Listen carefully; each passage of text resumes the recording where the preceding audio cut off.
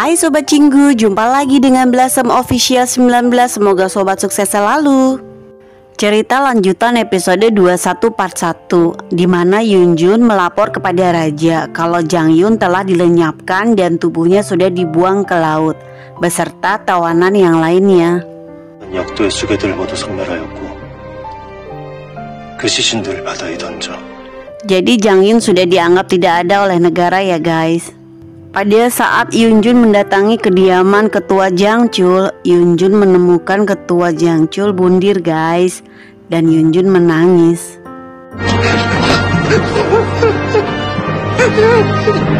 Walaupun ketua menyuruh melenyapkan Jang Yun, tapi ayahnya berpikir ingin menyusul putranya.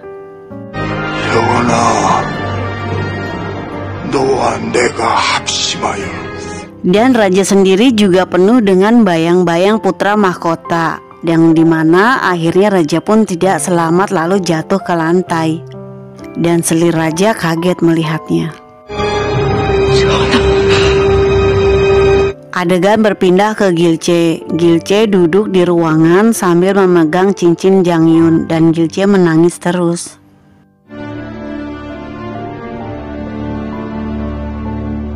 Sedangkan Riang Em bertanya terus ke petugas, di mana Jang Yun beritahu aku, di mana Jang Yun sambil meneteskan air mata. 그러니 이제 말씀해 주십시오. 이 장애는 어찌 되었습니까? Di mana orang-orang terdekat Jang Yun semuanya merasa kehilangan. Adegan Yunjun menulis sebuah surat, di mana dirinya pun penuh dengan rasa penyesalan yang mendalam. 세자가 졸하였다. 모든 행동을 일체 청나라 사람이 하는 대로만 따라서 하고. Gilce sedang tidur. Hari demi harinya Gilce lewatin dengan selalu bermimpi yang sama. Sama saat seperti episode 1 ya guys, di mana Jang Yun di tepi pantai dan Gilce menghampirinya.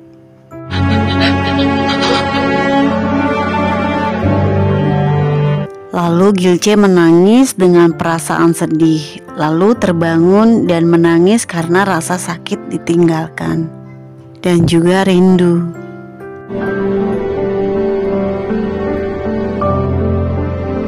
Adegan Ene pergi ke rumah Yunjun. Pada saat Ene masuk, ternyata Yunjun sedang bundir guys. Lalu Ene langsung menyelamatkannya dan membantunya turun. Keesokan harinya setelah Yunjun sadar, ada Ene dan Gilce menengoknya. 정신이 드십니까? Lalu Yunjun melihat Gilce dan mulai bercerita ke Gilce tentang Jang Yun. Karena semua orang menyangka kalau Jang Yun tidak selamat dalam pertempuran itu. Yunjun mengatakan kepada Gilce, aku tidak melihat Jang Yun itu tidak selamat dengan mataku sendiri. 그 사람 내 눈으로 죽은 걸 보진 못했습니다. Yunjun berusaha menceritakan kebenarannya. Pada saat itu, Jang Yun berusaha untuk pergi. Pasukan sudah bersiap untuk memanah Jang Yun. Tapi aku berusaha menghentikannya. Aku bilang tunggu dulu. 멈춰! Yang kedua kalinya aku juga tetap menghentikannya supaya tidak menjangkau ke Jang Yun panahnya. Karena aku juga tidak tega. Namun yang ketiga kalinya mereka tidak menuruti perintahku dan mereka memanah sendiri. Jang Yun kaget, tapi untungnya memang benar panahnya tidak sampai ke Jang Yun dan Jang Yun tetap berjalan sempoyongan. Tetapi menurutku mungkin dia juga tidak selamat karena tubuhnya sudah banyak penuh mengeluarkan darah. 하지만 죽었을 겁니다. 이미 피를 너무 많이 흘렸어요. Gilce terkejut dengan apa yang dikatakan Yunjun. Aku mendengar tubuh mereka sudah dibuang ke laut. 시신들은 모두 바닷물에 던졌다고. Iya itu benar, tapi aku sudah mencari sampai kemanapun dan bertahun-tahun. Tapi aku tidak pernah menemukan tubuh penerjemah Li. 시신이라도 수습할까 해서 수년간 수색해 왔었는데. Tapi belum lama ini aku baru tahu kalau di desa dekat laut ada seorang kakek yang pernah bertemu dengan Lee Jang-yun untuk terakhir kalinya. 얼마 전에 인근 마을에서 이장현을 마지막으로 봤다는 노인이 있다는 소식을. Jika kamu bertanya kepadanya, mungkin kamu bisa tahu di mana tubuhnya dikubur. 그 노인에게 물으면 시신이 묻힌 곳은 알아낼 수 있을 겁니다. Lalu Gilce pamitan ke Ene untuk pergi mencari Jang-yun. Ene memeluknya dan Gilce mengatakan, aku akan mencarinya dimanapun dia berada, walaupun pulang dengan membawa tulangnya. 찾아볼 거야. 산천을 다 뒤져서 뼈라도 찾아서 모셔올 거야. Ene berpamitan ke Yunjun. Ene berkata, aku akan kembali ke desa Nyungguri. 저도 이제 능군리로 갈까 합니다. Lalu Yunjun minta maaf dan menjawab ke Ene, bolehkah aku ikut ke desa Nyungguri? Karena bagaimanapun juga aku masih suami kamu. 나도 가도 될까? 능군리. Lalu Ene menjawab iya boleh dan mereka berpelukan dan menangis bersama guys.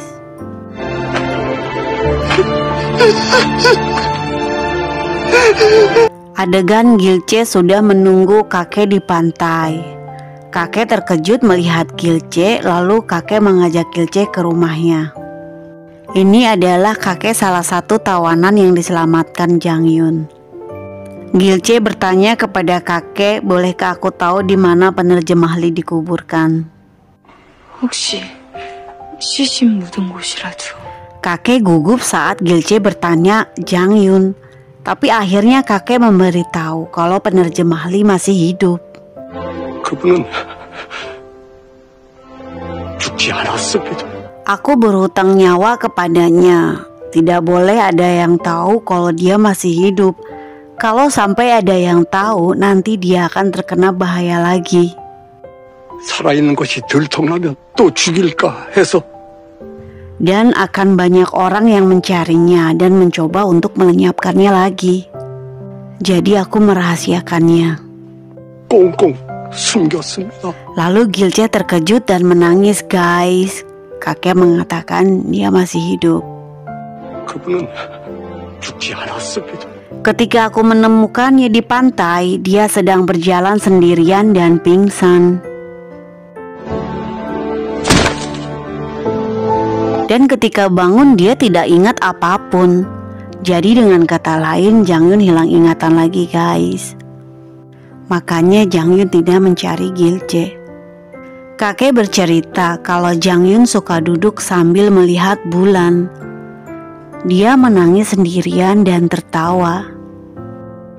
달만 보면은 울다 웃다 하다가. Kakek pernah bertanya kenapa menangis. Jang-yun hanya menjawab tidak tahu karena setiap kali aku memandang bulan hati aku sakit sekali. 저 달을 보니 내 마음이 아리고 슬퍼서.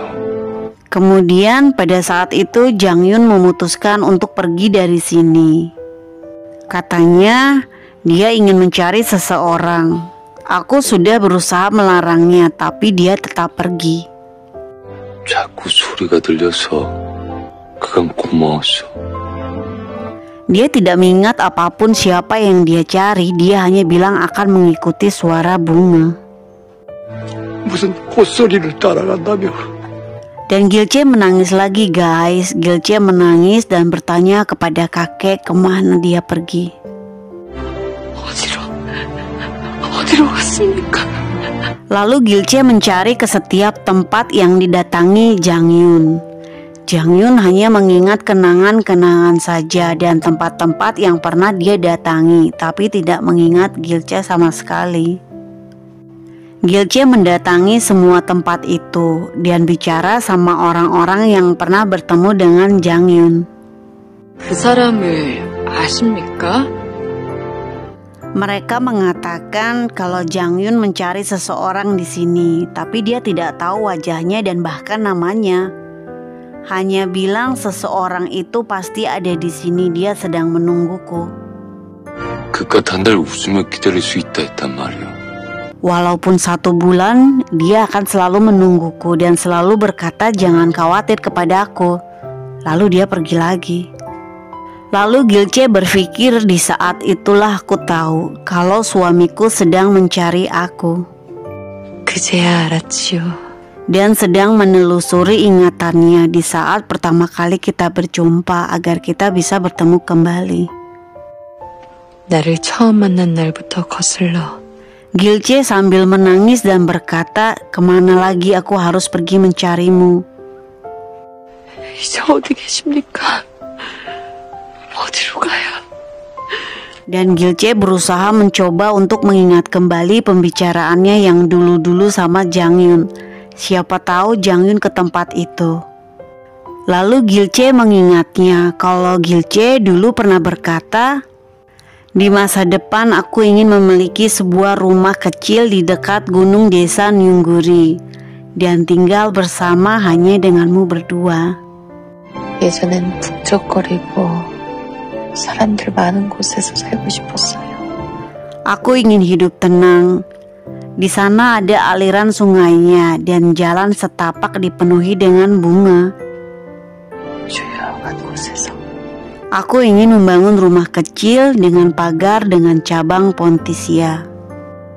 거기에 2칸짜리 작은 집을 짓고 Aku akan memelihara 3 ekor ayam. Pada saat musim gugur aku akan membuat anggur. 닭은 3마리를 키워서 Lalu Gilce pergi ke sana guys, ke gunung dekat desa Nyungguri. Dan benar semua yang diucapkan Gilce dan semua keinginan Gilce benar-benar ada. 봄엔 꽃 구경하고 Dimulai dengan jalan setapak dengan penuh bunga. Kemudian ada sungai. 여름엔 냇물에 발 담그고 Lalu Gilce melihat sebuah rumah kecil dengan ayam peliharaan dan sebuah anggur. 겨울에 꺼내 마시면서 Lalu Gilce memasuki halaman rumah itu. Lalu tiba-tiba ada seseorang datang dan Gilce berbalik. Dan pria itu juga berbalik dan melihat Gilce. Dan guys, itu benar ternyata Jang Yun. Gilce terkejut, tapi Gilce sudah menduganya. Gilce hanya memandangi Jang Yun. Sedangkan Jang Yun hanya diam saja karena Jang Yun tidak ingat apa-apa. Dan mereka hanya saling memandang.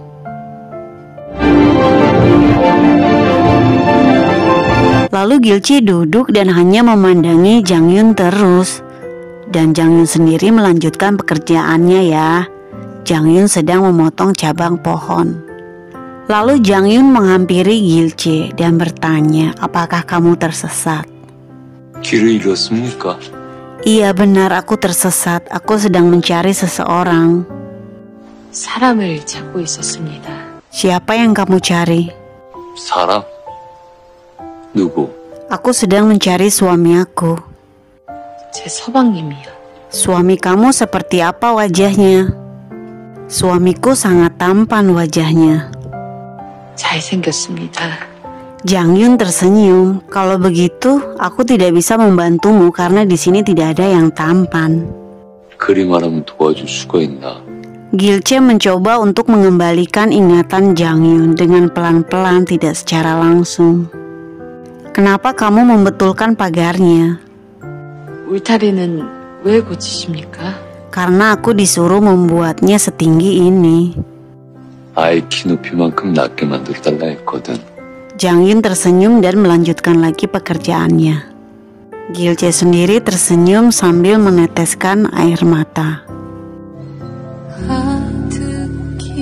Lalu pada malam harinya, Jang Yun membuat makanan untuk dirinya.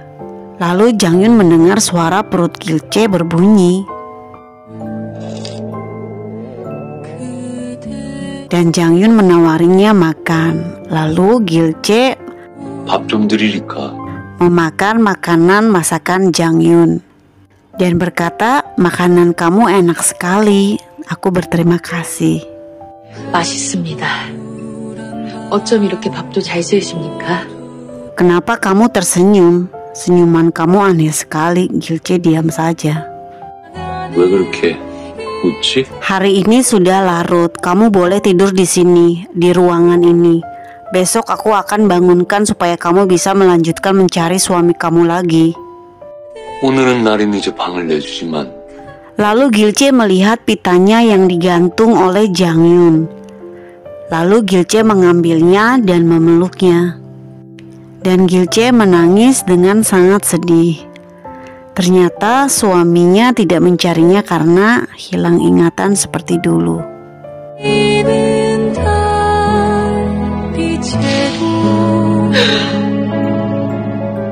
Keesokan paginya, Gilce keluar kamar dan melihat Jang Yun tidur di luar. Gilce menyelimutinya dan Gilce bersandar ke Jang Yun diam-diam. Dan kemudian Gilce juga tertidur.